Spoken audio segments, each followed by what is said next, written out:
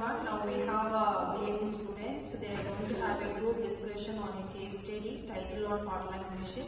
So in this case study, the students are going to discuss on what is the working principle of their heart-lung machine, and followed by they will be discussing what are their clinical significance and their ethical consideration of the heart-lung machine, and then followed by they will be discussing what are the challenges we can face when you are operating heart-lung machine. Let's have a discussion. Guys, shall we start the discussion now? Actually, it is really confusing. I'm a new learner. Can anyone detailedly explain? As a biomedical engineer, I explain the core technology of a heart-lung machine. This machine is a form of extracorporeal circulation which takes over the functions of heart and lungs during major surgeries.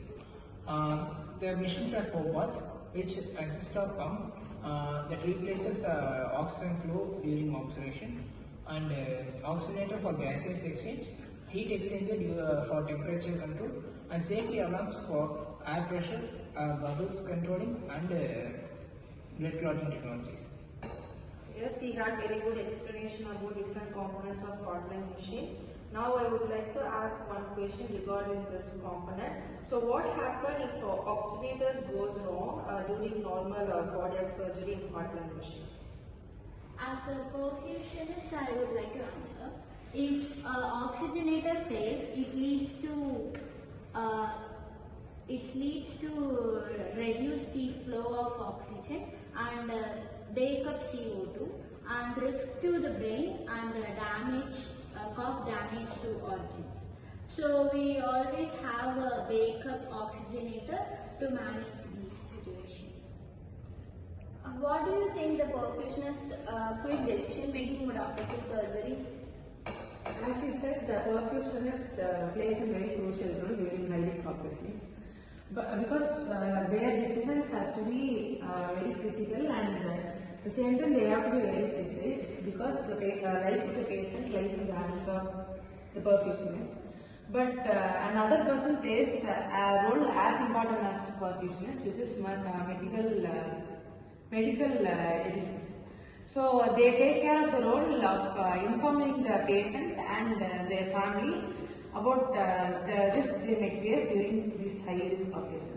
They take the role of getting consent from the patient and their family about the risks they are going to take before and after the operation. At the same time, they also make sure when the patient's life support fails or the operation fails, whether the patient has to continue in life support or they are going to have a higher level of medications. So the medical ethicist will take care of the patient's overall well-being while avoiding harm and doing good.